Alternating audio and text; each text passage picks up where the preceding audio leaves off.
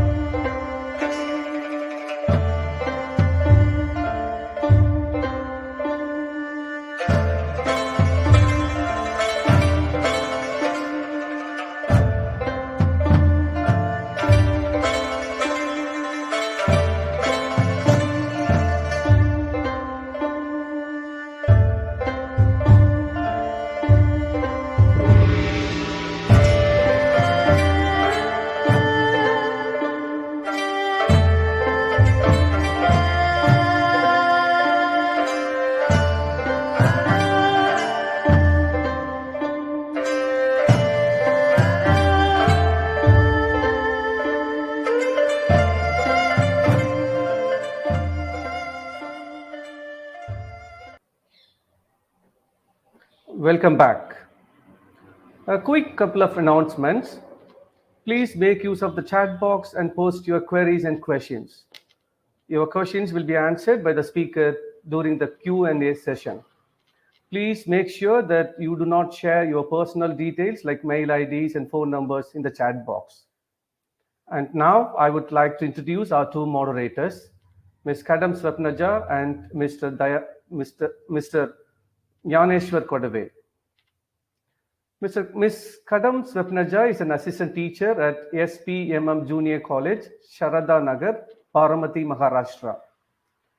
Having a set qualification from the Pune University, she has participated in English paper reading contests as well as a two-day national conference on phonetics organized by the FLU Hyderabad.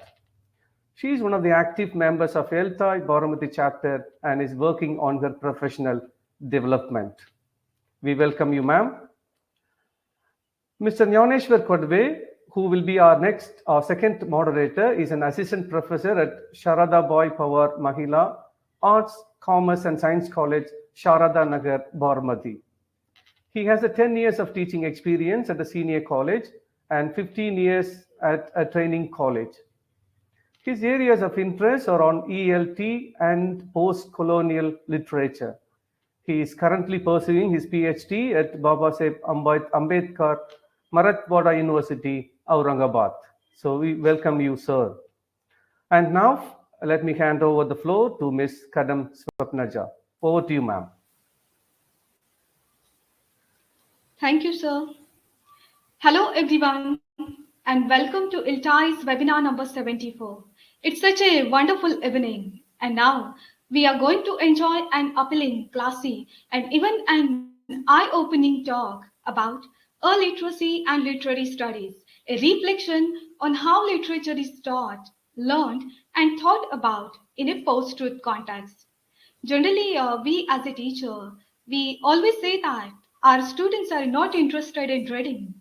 They are reluctant to read. They just focus on different literary genres only for the sake of their exam. But I think we must have to inspire these illiterates and today's screen flippers to read literature. And if we have to fulfill this purpose, we must try to promote the reading culture among them and try to enhance their literary perspectives. So today here is an expertise, Dr. Arunlal, a well-known author, a translator, a speaker, and a resource person, now going to enlighten us on the same topic. Dr. Arunlal is currently working as an assistant professor at the Department of English, Govt College Mokeri.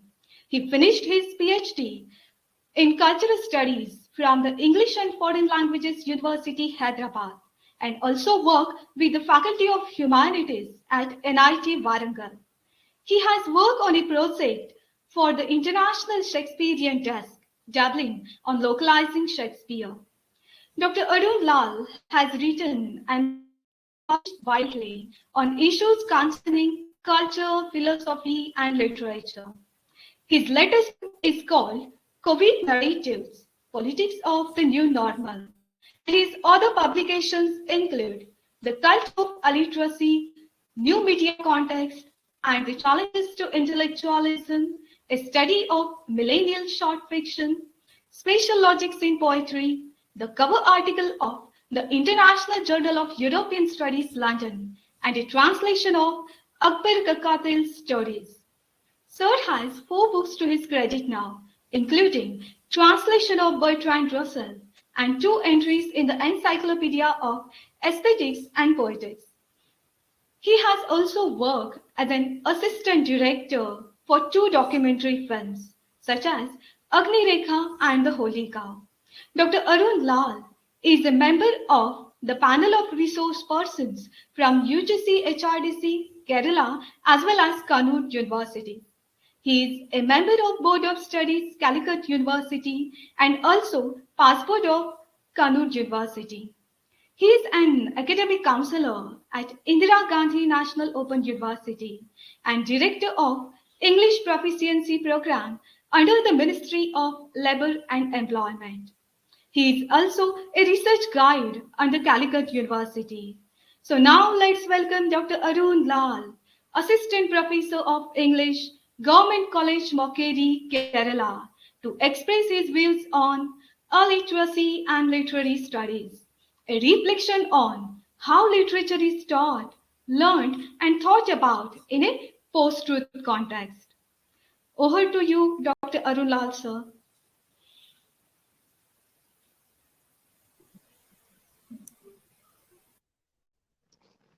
Hi, hello, and good afternoon, everyone who was there in this group. Now, you must have seen in the news that Kerala is receiving a very unexpected heavy slew of rains. Some places, especially in South Kerala, have been very badly hit by flood and landslides. Things are going very bad. Well, I'm giving this weather report because if something happens to be internet connection in between, if the signal breaks, you shouldn't feel very offended. I'll come back to it by connecting it to some other source, because of the heavy rains, it's very difficult to get a steady network here. And yeah, it's very cloudy outside. I'm expecting a heavy rain to fall down any second. And well, I'll count on the pity of the rain clouds for the next 40 minutes, so that I can explain to you, so that I can transact what I really want to tell you, what I really want. I am trying to look at an area that is not really well researched. We haven't been serious about illiteracy. We've been very serious about literacy. We have not been. In fact, we have not. There are certain diseases whose symptoms do not really feel like diseases. We feel like we are healthy. For a long time, tuberculosis in Europe was thought to be a condition of one's spirit rather than one's body. So, in the same manner, illiteracy has been here. Illiteracy has been around us for at least a few decades now, very rampantly. But we have not really given attention to this particular phenomena, namely illiteracy. And even now, I think when we think about research topics, when we think about research areas, when we think about any certain movement in uh, uh, you know meta literary perspectives, it's very unlikely that we will end up with a topic like illiteracy. But I think it is time that we have started talking about this phenomena, illiteracy. It is time that we wake up to, well, it is not as simple as, decline in reading habit. I mean, yeah, in a sense, it is about a decline in reading habit, but it is much more than that. Illiteracy, as such, is connected to a larger complex of ideas that we can tentatively name anti-intellectualism. A certain resistance to the way in which intellectualism processes problems in the society, in the culture, in pedagogy. So this is a complex of let us say, cultural responses that we are talking about. We're not talking about some insular social phenomena. Illiteracy is not an insular social phenomena. It is an inclusive. It's an inclusive mesh of certain social tendencies, certain deviant social tendencies, and we need to understand how they work. This is basically a cultural studies issue. This platform, of course, I know it's about English language teaching, but this particular webinar we are focusing on literary studies, and we cannot talk about literary studies in the present context without addressing illiteracy, because the it is one of the basic realities that we address, that we feel, we encounter when we step into any literature classroom.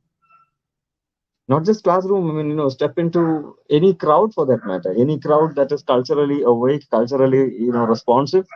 The first thing that you will have to encounter is this resistance to,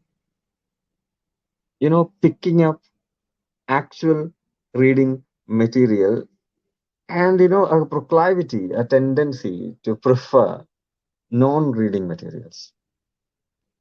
Reading literature is different from being literate.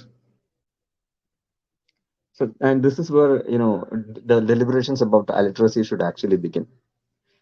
And talking about it, we are caught in a very practical paradox here. I'm talking to you through a digital device. This is a mechanism that works at the mercy of internet connection, and this is exactly what we are trying to critique. And I agree there is a practical paradox when we use this medium to critique this medium. This is a critique of this medium.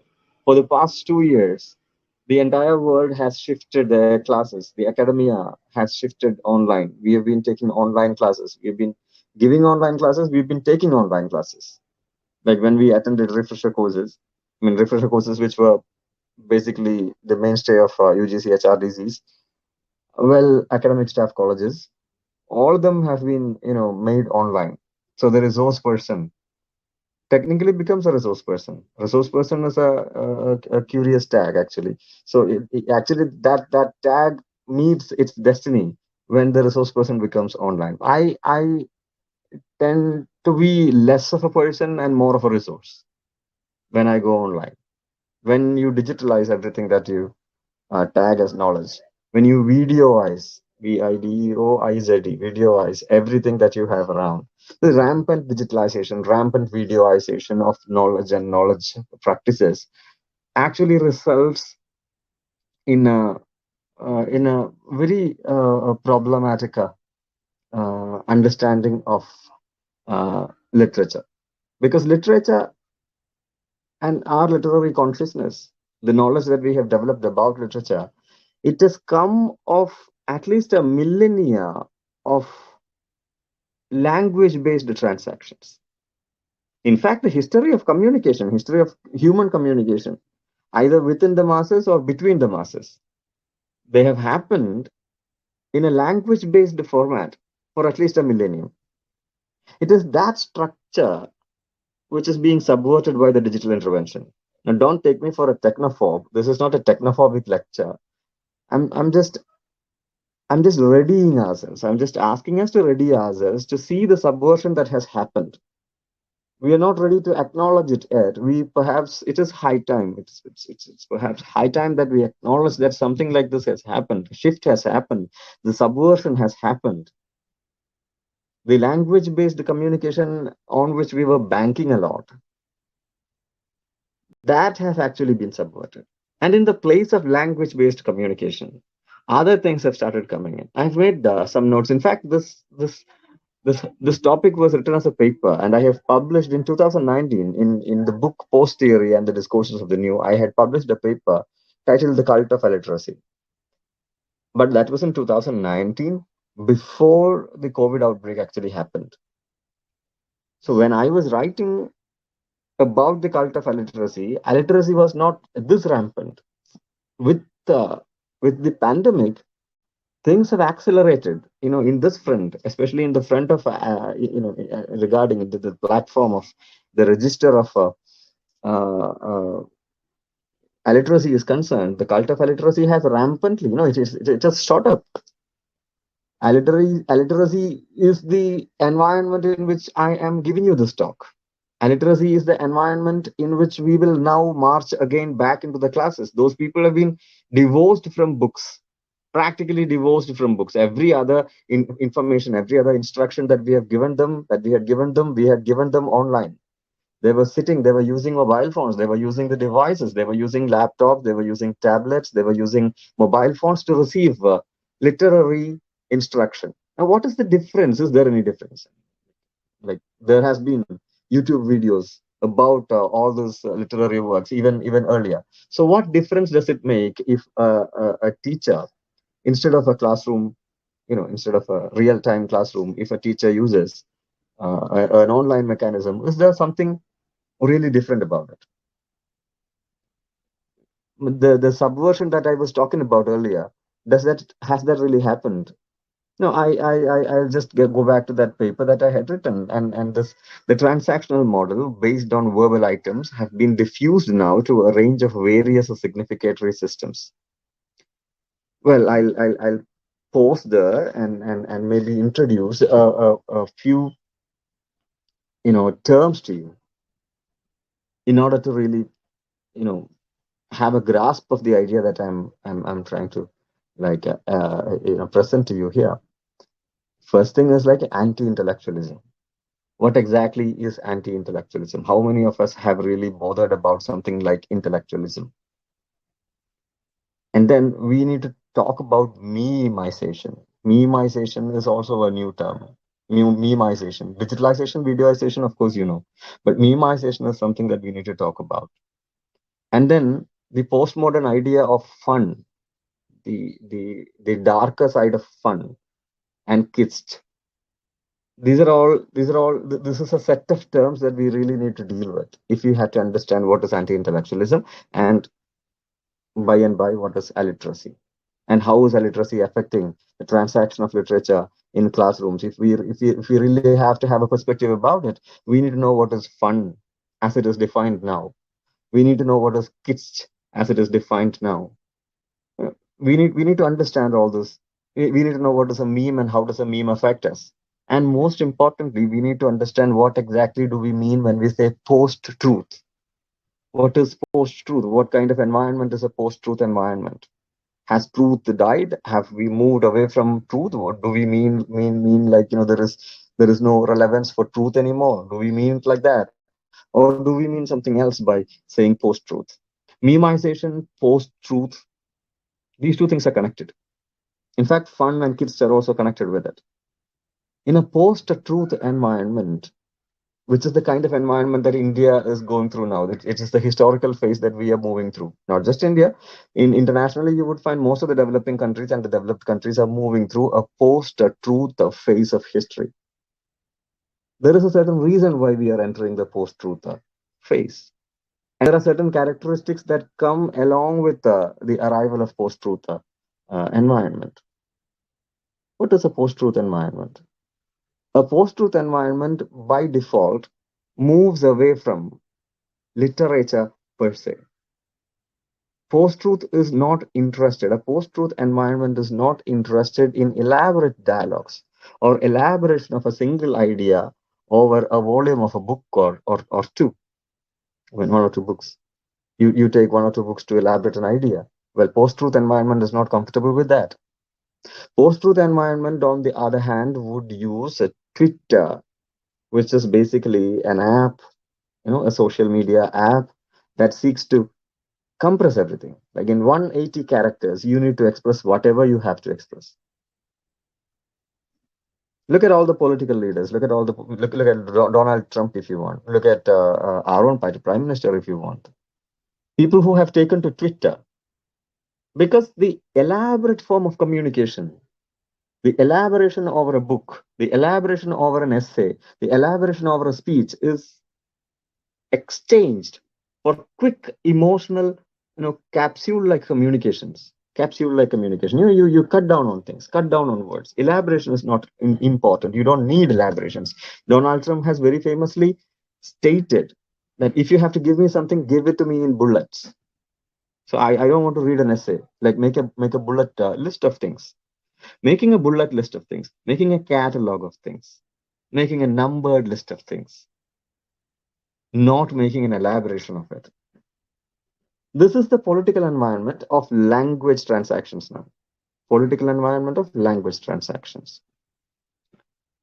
Now you need everything in black and white. Now look at social media. What happens in social media?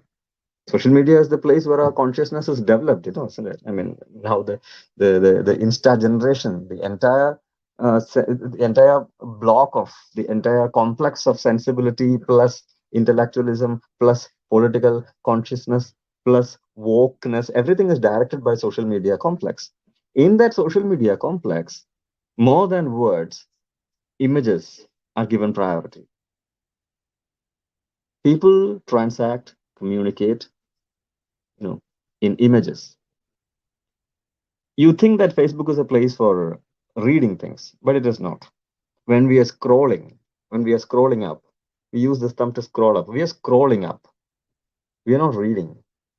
Reading is a different thing. Reading is like, turning one page, another page. It is a linear way of moving through written texts. The other one is not linear. It's not linear. You don't stop at every single, you don't stop at every single post. You're just like scrolling, and you need to really be caught by something, visually caught by something to really stop scrolling.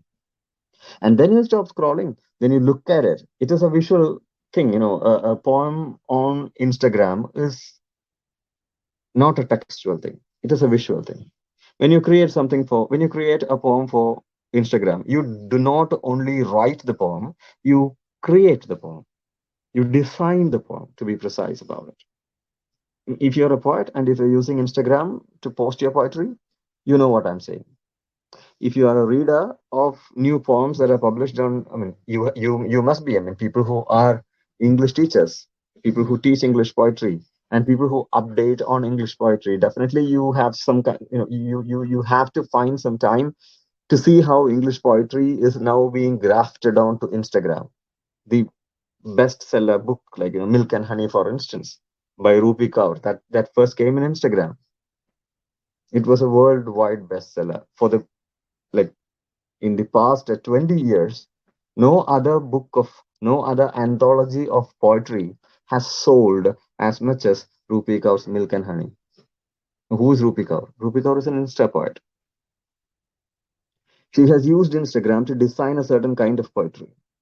She used that visual pattern to design some kind of special poetry. Now, that designing is visual, it is not textual. Language-based communication has become a passive. I mean, I'll cut that discussion short with that statement. So, coming to the point that I was trying to elaborate, I said the millennia-long model of language-based communication has been subverted by the digital intervention. And when the digital intervention happened, the transactional model based on verbal items has been diffused now to a range of various significatory systems. Language is just one among many significatory systems now. That is one major point. That is one major point I'll make before we go to discussing post-truth and memeization again. Language has become one among various significatory regimes. Earlier, language was like the bedrock of communication. Language isn't anymore the bedrock of communication, and that means a lot to people who teach literature, doesn't it? That means a lot to people who are interested in language research. Everyone in ELTAI must be concerned about how language is going out of use, how language is finding itself as one among many and not the ruler of the roost. Language is no more a ruler of communication. Communication has become a totally different enterprise altogether. Well, I'll continue with that. Language is just one among many significatory regimes now. Books are no more reservoirs of knowledge. A book is just one among many diverse transactional forms of knowledge. With the disintegration of the verbal model, language started adopting significational practices from other discourses. Well, this is kind of what I was trying to show you. I was trying to tell you when I was talking about Rupi Kaur or other Insta poets. Language has started adopting from other significatory regimes. Language, it is not like this is a new thing. Okay, calligraphy, for instance, some certain languages, Chinese, Arabic, etc., they had they had a visual edge to language even in ancient times. But most of the languages in the world, they are not visual in nature.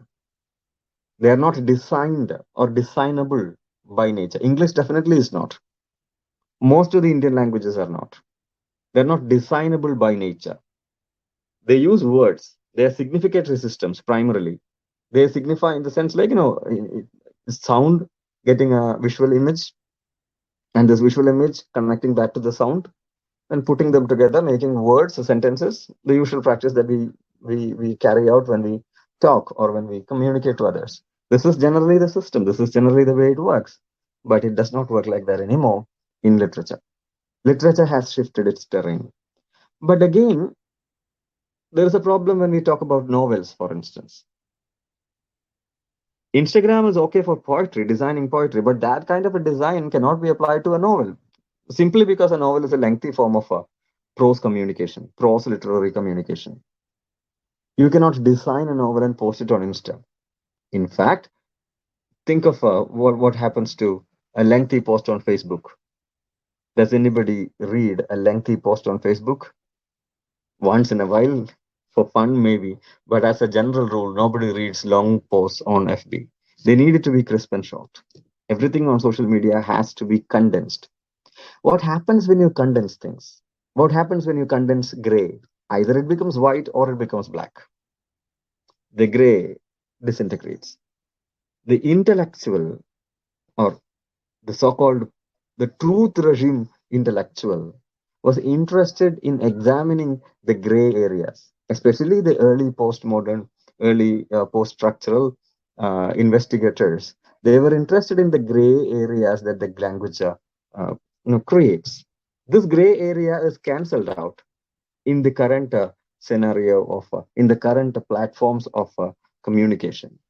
In the contemporary platforms of communication, the gray is dismissed and the black and white is put in that particular place. Like in a social media, when you interact, you will need to state whether you belong to X a political faction or Y political faction. Your readiness to critique all political factions will not be basically appreciated on social media. Everything needs to be black and white. Everything needs to be a bulleted list, such as the one that Trump was requesting in the White House. The White House generally adopted to the Trump way of communication. Every single governmental a program was advertised on Twitter using a tweet. So the tweet is that minuscule form of communication which cannot have gray areas in it, which does not require you to engage with it intellectually. That is the whole point. Your intellectual involvement is no more necessary. The question as to whether you can intellectually involve with something or not doesn't exist because you're not required to. You're not required to. Your sensibility, your intellectual capacity is basically a thing of past. Your memory is a thing of past. You don't need to memorize anything anymore because the device memory is what is important. You don't have to carry a photograph with you anymore. The photographs are all stored in virtual space. There is no photograph, right? Photograph, what does photograph mean? What is the etymology of photography? Something is written, light written on a surface. That is the meaning of that is the etymology of a photograph. In a digital photograph, is light written on some space? No, right? Nothing is written. No, light doesn't fall anywhere. It is just a binary image that you're getting. It is an image processed by the binary code. That is what you're getting. There is no photo there.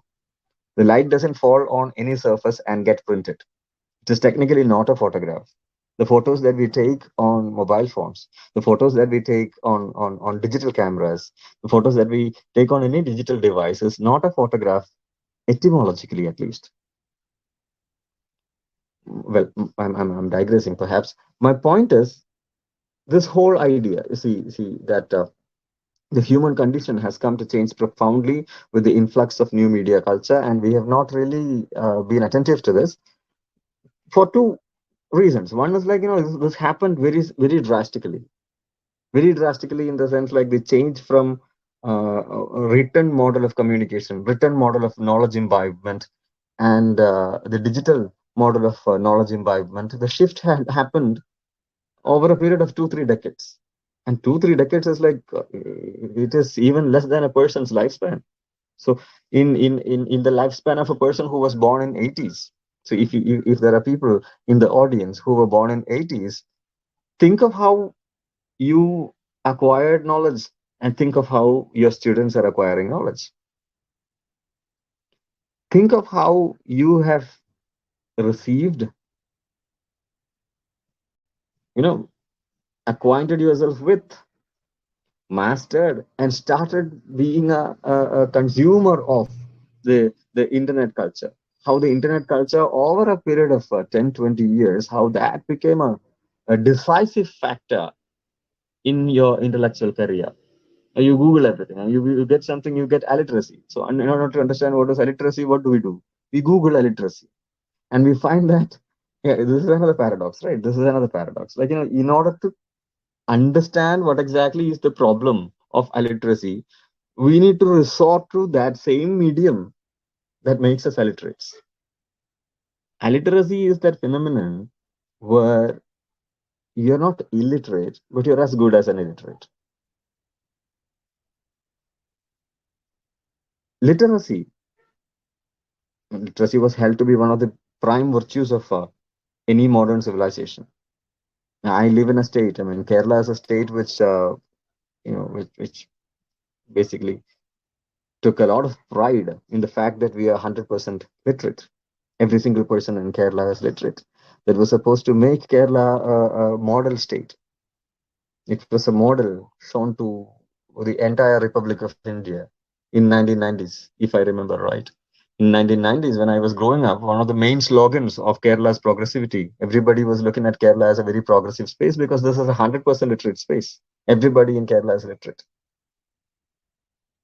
Gradually, when we grew up, when the new educational systems, the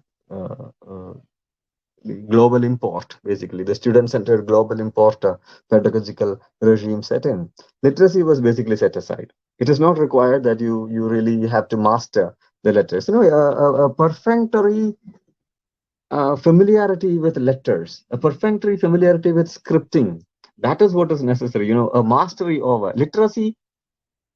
Well, I should make that distinction clear. Literacy doesn't make you a literary person. Literature is another level of communication. Like everybody who is literate is not a literary person, right? Everybody who is literate is not necessarily involved in appreciating literature. Appreciating literature is a higher form of it. It requires you to have a higher form of, or a more sophisticated form of sensibility. Sensibility is also at play. So Kerala was a state that had 100% literacy. We did not have illiterates here. But Kerala had a lot of alliterates. And that crowd basically was on a rise. Alliterates are people who do not take up the practice of literacy, the highest practice of literacy, which is appreciating literature. I'll have to digress a bit and probably give you one interesting reason why people in Kerala was interested in becoming literate. During the 1990s, if we have people from Kerala in the crowd, you will definitely understand this. You will relate to it, and especially if you were growing up during the 90s, you can relate to this. Kerala's popular culture had at least 2 publications. They were pulp publications, pulp in the sense popular publications coming from Kottayam districts. They were basically magazines, like weeklies with popular fiction of the crude kind, detective fiction, or the bodies ripping fiction, or the crude Mills and Boon kinds of localization of Mills and Boon logics. So this happened in Kerala during 1990s, and most of the newly literate people, their aspiration was to be a reader of those novels. You see, people actually became literate to read Malayalam Manorama popular magazine, or Mangalam popular magazine, or Manorajyam popular magazine. We call them Ma Varigas or Ma magazines. So in order to be able to read Ma magazines, people actually became literate. So there you would find literacy moving, or literacy having a seamless union with literature appreciation or literature consumption, however you would have it. Later, what happened is this literature consumption got out of the way. Literacy is just about understanding how how you deal with script. Like how do you know how to read and write? Then you become literate. Illiterate is a person who doesn't know how to read or write. Alliteracy, on the other hand, is a phenomenon where you do not choose to read. Your literacy is not something that would connect seamlessly with literature. Your literacy stops at being literacy. It doesn't grow into something else. It doesn't grow into any level of intellectualism. Literacy or your familiarity with letters do not predicate your growing up in culture. What predicates your growing up in culture is your familiarity with digital culture, digital devices, how to scroll, how to operate an app, how to be like when you get a software, when you get an application, Android application or like a iOS application, when you get first, how baffled are you at a new app?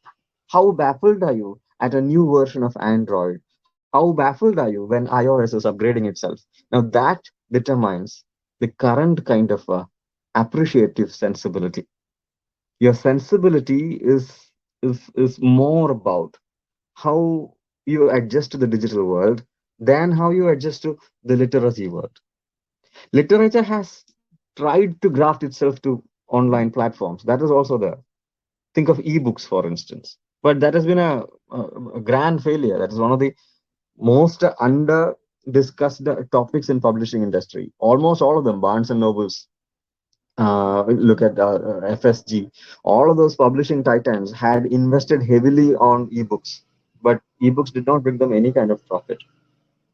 People were not, I mean, ebooks are even now, if a book is a hit in the market, then there would be a slight rise in the sale of ebooks of that printed publication. That's all. If something is published as an ebook, it is very unlikely. It is very unlikely that it gets readership. Even in the case of Rupi Kaur, it is like it was first published on Instagram. It becomes a hit on Instagram, and then it becomes, you know, a hit in the market. So something like that. You cannot think of a novel or a book of philosophy or a book of essays or a book of political perspective to become a hit online. Even the best have failed. I have an interview from Stephen King. Stephen King is supposed to be one of the best in the business, right? Stephen King's kind of novels were like popular novels. Those novels have made histories in the book market of US and UK. Stephen King was one of the first people to invest in the market of ebooks. So what happens to him? So I have an interview which is briefed by Susan Jacoby. Well,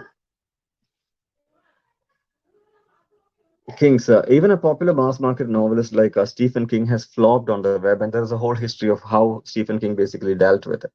Well, in 2001, Stephen King attempted to serialize one of his supernatural thrillers online, with the proviso that readers pay $1 for the first 3 installments and $2 for the subsequent portions. And those who downloaded the installments were to pay on an honor system. And King pledged to continue the serialization as long as 75% of readers paid for the downloads.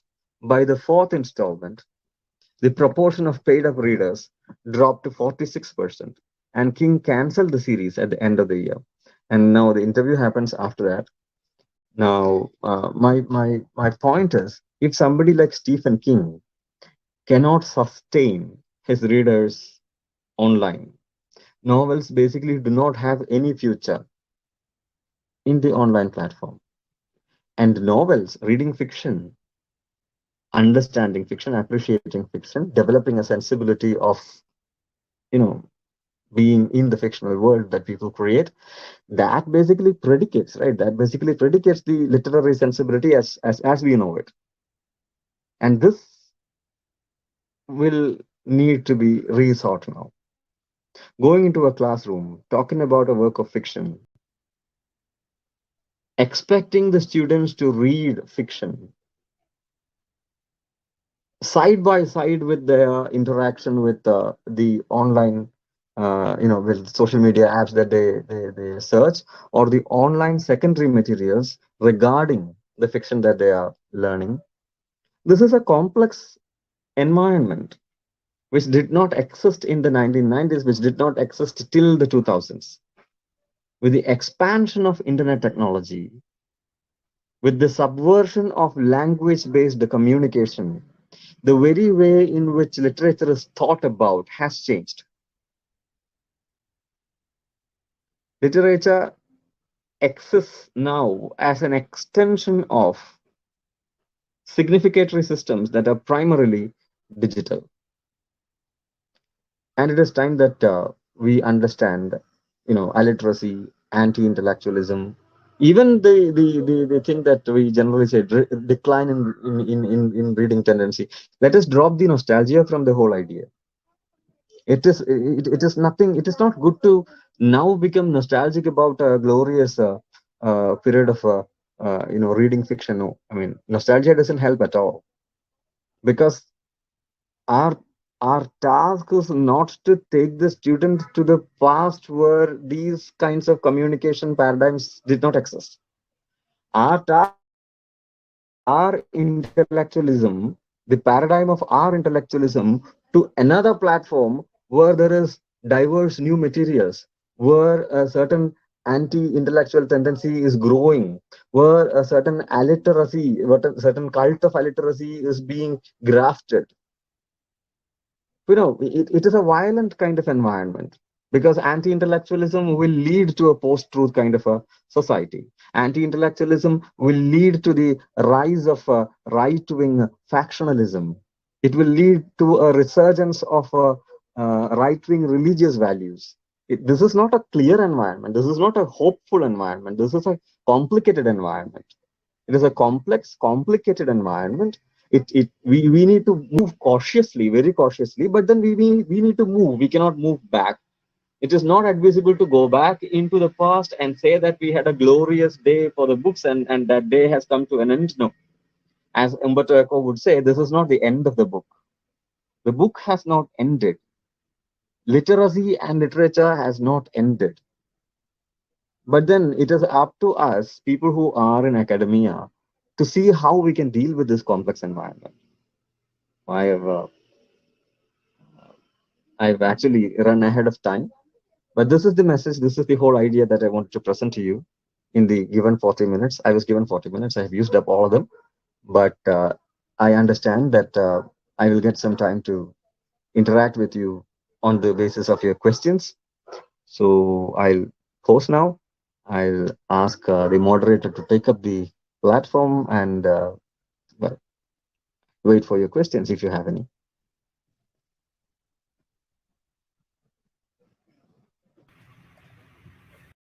Well, so yes, your session was very thoughtful, and I'm going to sum up in few sentences. It is a little bit difficult for me to sum up, but what I remember is that you started with we are very much serious about literacy, and we are not serious about illiteracy, and therefore you talked about interpretation of illiteracy, and you also talked about how literacy is connected with anti-intellectualism. Okay. And you also described how this process is very complex and inclusive also. Then you talked about reading material and non-reading material also, and uh, a few points you covered on how language-based communication is changing day by day, and how new social media, how they are, I could say, encroaching our literary areas. So this was what I understood, and you also talked about how poem is being presented on the Instagram, on Twitter and Facebook, and you also told that how novel is being presented like that. Here are a few questions from our participants. So the first question is like this from Dr. Anil Kumar Mishra, and he wants to know that what could be the definition of poetry in the post-truth area, devoid of intellect and emotions? What could be the definition of poetry in the post-truth era, devoid of intellect and emotions? Intellect and emotions. Please. See, I said this is not a technophobic session. It's not like I'm saying we have to hate this technological advancements. It is not like we cannot move away from the social media environment anymore. It's not like we can cancel them out. And if you look into the Instagram kind of poetry, if you look into the Twitter kind of poetry, devoid of intellect and emotions is a it's not really acceptable, because I think intellect is definitely downplayed, but emotion is overplayed. Emotion is one of the emotional content is basically something that the video era, memeization, that basically banks on how emotional input basically goes into content. Anything that is emotional, any video that is emotionally appealing, emotionally, extravagant, that has a possibility of becoming viral. And a viral video is something that everybody is aiming for. Everyone aims for a viral video. The viral video, the viral post, the viral meme, the viral content is absolute necessary. It's an absolute necessity for the current communication environment. So it's not like poetry can be defined differently.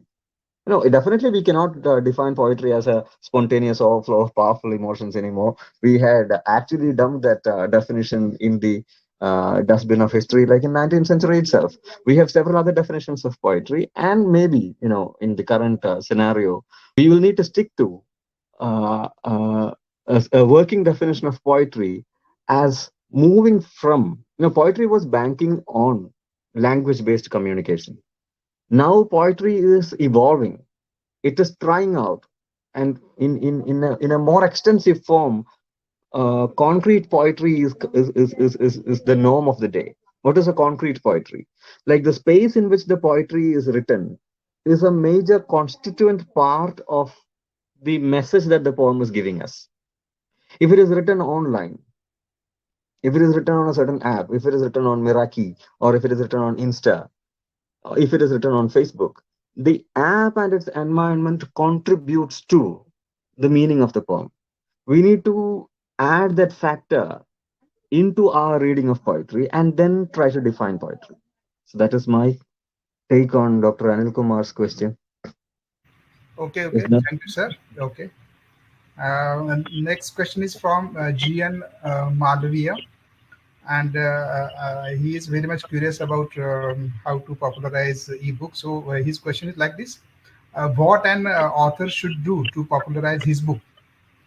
Is there anything that makes it easy for the reader to read? And I'll handle that curiosity rather cautiously, because I'm not an expert in ebook marketing. I do not know how to popularize something if you publish it in online format. But let me get back to what Umberto Eco was saying in that interview. This is not the end of the book. Eco said, ebook is not going to replace actual books. Eco compared ebooks to things like spoon or hammer. No, absolute inventions. Whatever you do to that invention, it will only hamper its ease of access. You add something onto the spoon will become clumsy. So in the same manner, the book is a complete invention.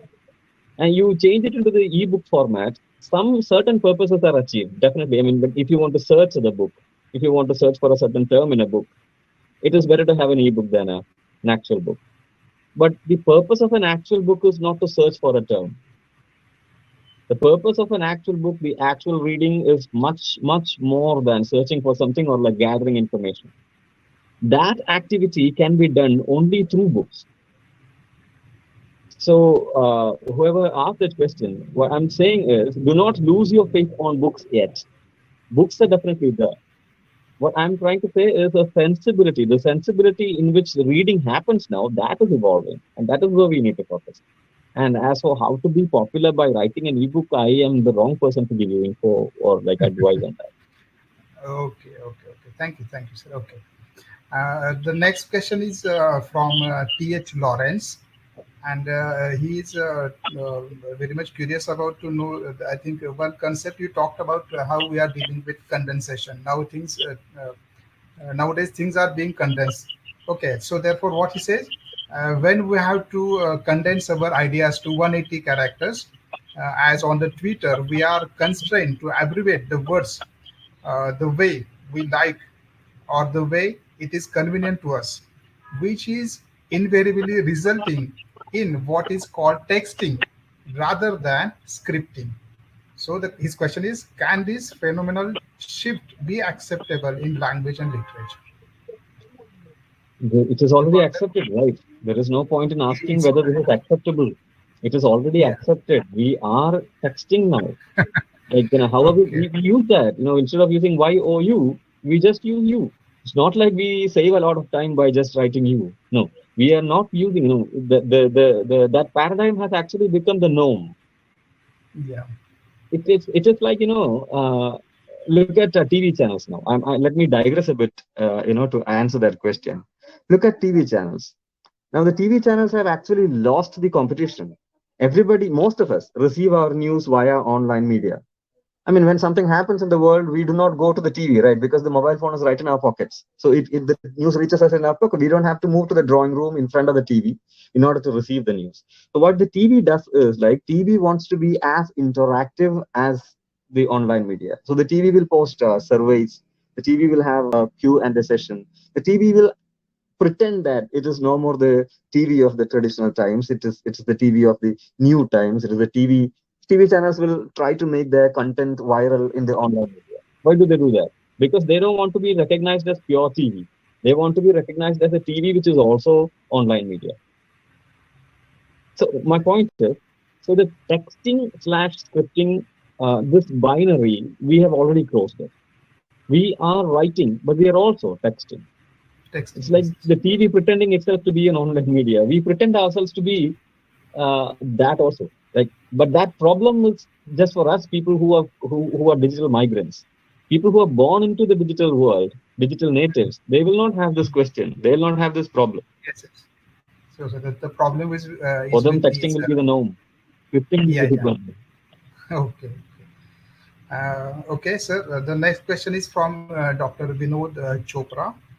And as this particular webinar is organized by ELTAI, that is English Language Teachers, he is very much curious about this question. And what he says, what sincere efforts can a teacher of English literature devise to make his or her students avoid being illiterate? That is a very important question, and thank you for that question. And it's a question that we would collectively ask to ourselves. How exactly can we avoid the harms of the problems of illiteracy? I'll just reintroduce another term that I have used in the beginning of our session: anti-intellectualism. Illiteracy, in effect, is a part of the complex, namely anti-intellectualism. So what our students access, our students can access a lot of information from, online archives, online repositories, but the access to the scripts that they get from online resources, it does not confer on them the ability to judge whether what they have received is valid, intellectually valid or not. It is required, it is a cerebral engagement. However much we pride ourselves in achievements in artificial intelligence. Artificial intelligence in the end is artificial intelligence. There is another kind of intelligence that we are all endowed with. Artificial intelligence shouldn't be given a free spin at the cost of human intelligence. So human intelligence, the way our cerebral interactions will go into an idea that must be given focus. So probably as language teachers, as people who deal with literature, as people who deal with transaction of literature in classrooms, when we get into the classroom, when we can actually introduce books back into classes, instead of resorting to, and again, this is a problem which escalated in the last 2 years because we have no other option. We couldn't actually bring text into the class. We had to go online. Even this is being done online. So I said this is a practical paradox that we are doing. I'm using this medium to basically critique this medium. That can't be 100% successfully done. So the question that Vinod sir has asked, Dr. Vinod Chopra has asked, that is the question that I wanted to pose in the whole thing. I mean, there are a lot of ways, there are a lot of confusions, there are a lot of solutions, but then there is no definite answer to that question yet. Because as I said, this is a violent environment that we are moving into. An anti-intellectual environment is a violent environment. A post-truth environment is a violent environment. A student is more comfortable with a meme than a poem. That environment is a new challenge. It is not a challenge that teachers have ever handled in the past. So you give a set of memes to the student, you give a book of poems to the student will be automatically drawn to to the memes, and the student will appreciate, even create new memes. In the course of creating memes, maybe his or her poetic sensibility also will go into it. So we will have to fish out the poetic sensibility that the student uses to create memes, to create Insta posts. So we need to be with them. The media that they use, the aesthetic outlets that they use, they have to be constantly checked. They have to be constantly understood. They have to be constantly researched. A great deal of research has to be made into how the creative endeavors of students find light. And we need to intervene from that point if you really have to bring back literacy into the game, or like cancel out alliteracy from the game. I mean, this is my tentative answer to it. As I said, there is no definite answer to that particular question as of now. Yes, sir. There is one more question from Mr. Jayaprakash AA. This is on the same line.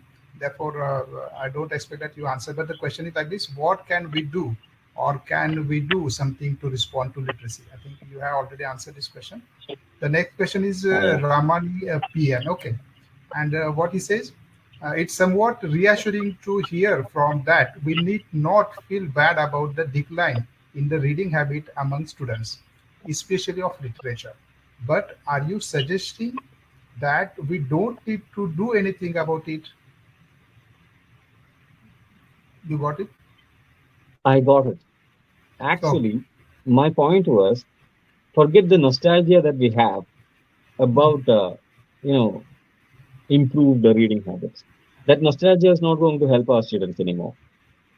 Like, tell them when we were doing our MA, we read like 10 books in a week. That is not going to help them. They're not interested. And you see, the fact that we have read a lot, the fact that we were not alliterate, that fact doesn't even register in their consciousness. It is not like they're not reading. Like how we have read novels, like how we have read poetry, like how we have dealt with drama, these people are dealing with videoized cultural input, and we are not dealing with that. So the basic data that we have dealt with and the basic data they are dealing with are structurally different. And as teachers, it is up to us to really understand the kind of data that they're dealing with, and then find solutions for both us and them. Yes. It is up to the teachers. It is up to we that how to tackle this problem. Okay. Thank you, sir. The next question is from Tanya Alfonso George. And the question is like this, sir. Have you come across Jordan B. Peterson and his take on post-truths in Western academia in your intellectual endeavor? Jordan Patrick Peterson had a few videos on YouTube. He actually tries to sum up what is post-truth thing about. I haven't read his articles and all. I have seen his YouTube videos where he talks about how post-truth environment, especially he is interested in how the Trump government, I mean, as far as my understanding goes, he basically tries to look at the Trump government, the ups and downs of Trump government, and how Facebook was, a major part of that role. Facebook was used to rig the elections. And they say it's not practically rigging, but then using the social media to favor a fanatic position in politics. So he talks about that. In very many ways, those insights are useful to us also. We people who witness the rise of right-wing sentiments in India every other minute. I mean, you find that there is an exponential growth of right-wing ideas in India, right-wing fundamentalist ideas in India in the past 2 decades. How exactly did that happen? Because we have qualified, we have moved ourselves into a post-truth environment. So in that context, I would understand the intervention that Jordan Peterson makes in this particular area. I would connect them, but I don't know how else to, because I have not read him. I have not seriously gone into his research. Okay, sir, no problem. The next question is from Krishna Mishra, and he's on the same line on the previous question, means one question before. What about the teaching of literature in the post-truth era? Yeah, what about it? That is the whole issue. What about the teaching of... What about it? See, teaching literature to an anti-intellectual community is a waste of time. Literature needs you to engage with language in a deep and profound level. Reading is a linear process. Reading is not browsing. Reading is not surfing. Reading is not scrolling. It cannot be equated to, it cannot be compared to any of the, interfaces that we deal with, while we access the social media, while we access the electronic media. There is no way reading can be compared to the gathering of information that we do online. So, to the post-truth environment, in the post-truth environment, against the post-truth complexities, when we teach literature, it becomes our duty to also show the post-truth classroom how literature becomes an effective critique, an effective antidote to the debilitation of intellectual credibility that the society generally suffers from. So this is my take on that particular question. Okay, sir. Okay, we are running out of time. So here is one last question from Dr. Giri Desai. So this will be the last question. What he says, what do you suggest to enhance literacy on digital platform, given the fact that digital platforms are here to stay? Well, I said we have to look into the possibilities of creating intellectualism in the digital platform. In digital, one problem with the digital media, one problem with the social media environment is that truth value is underplayed. Like whoever asked that question, think of this thing. So, you receive an interesting meme on your phone. It is interesting. The first instinct, the first impulse that you have is to share it. So you receive a joke on WhatsApp. The joke was very interesting. The joke could be on a politician. The joke could be on anyone. Like, if it is interesting, you would want to share it. You share it to the maximum number of people. You share it in a WhatsApp group. You share it in a group, and that group shares it in another group. After it takes like a few rounds, you understand that whatever was said in that meme was wrong. It was factually wrong. It is untrue. But you cannot undo the circulation that has already happened. I have shared that particular meme with 10 other people. Those 10 people have shared it with 10 other people, and they have shared it in groups where 250, 300 members are there. So when the sharing has already happened, since the sharing has already happened, there is nothing you can do about what is done. And the instinct that triggered the sharing is the share value. And this share value is always bigger than truth value. You see, whether the thing was true or not, whether the information, whether the meme was true or not, whether the job that you received was based on true facts or not, it doesn't interest us. What interests us is whether it is shareable or not. Sharing something basically confers a certain social capital to us, a certain entertainment capital to us. That we have spread something that is worthy of entertainment. That we have spread something that is worthy of being viral. So we are kind of happy that we have done that. This is an unprecedented move in history, in the history of journalism, in the history of news, in the history of journalism. This is an unprecedented thing. Whether something is true or not, if you circulated something that is not true, if it was proven that this is not true, the reputation of the journal, the reputation of the news media will basically plummet in the past. But it is no more like that. If something is circulated and if it becomes viral, the subscription only goes up now. This is an inverse kind of media world that we are living in. And as I said, in the post-truth context, the share value exceeds the truth value by multiple times. So the classroom of post-truth world and the fact that literacy, being literate, being intellectual, being an intellectual, being an intellectual, or to be subscribed to intellectualism is to have a commitment towards truth. Now, moving into the post-truth world, this is exactly what we are losing: our commitment to things that are true, things that are factual, things that are profound, things that are worthy of thought. So probably by being ourselves aware of this particular thing, that share value must not. No, we can check ourselves, right? The thing is, nobody discusses this. Nobody talks about this. Nobody has an awareness of what exactly are they doing in the online media. So even a perfunctory discussion like this, a preliminary discussion like this, will basically enable you to alert yourself when something like some other occasions were sharing without cross-checking happens. We will not do that. It is about making ourselves aware of this environment.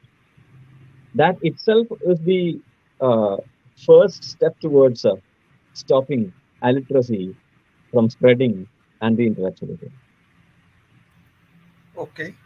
I think now it's time to conclude our session. Dr. Arunlal, sir, you have presented your topic on literacy and literary studies, a reflection on how literature is taught, learned, and thought about in a post-truth context. Was very informative one, and we could understand the basic things and some new concepts also we got. And I appreciate that you were in very simple way you described all those things, and definitely I hope that we will be take care of all these things when we are dealing with our students in the classroom. So I'm very much thankful to you for sparing your valuable time with us and enlightening us on this new issue. A big thank you to you, sir. Then I request Mr. Susai Ratinam to take over the charge of this webinar. Yeah, thank you so much, sir. It was a wonderful session. Before winding up, I have got two announcements to be made. The first announcement is, please remember, we don't have a webinar on 31st September, which is, coming Sunday. Our next 75th webinar will be on 7th November 2021 on the topic, Say Yes to Drama in the Classroom. Ms. Kritika Divakar will be the resource person. And the second announcement is regarding our ELTAI's 15th International and 51st Annual Conference. The annual conference of ELTAI will be a 4-day virtual conference on 2 weekends. The conference dates are 20, 21, and 27, 28 November 2021 on the topic ELT in India, New Needs, New Demands, New Trends. Registration is open and early bird registration is available until 30th October 2021. Please make use of this particular opportunity. For further details, you could also log on to www.conference21.eltai.in. Thank you so much, and we are looking forward to meeting you all on our another webinar. Thank you.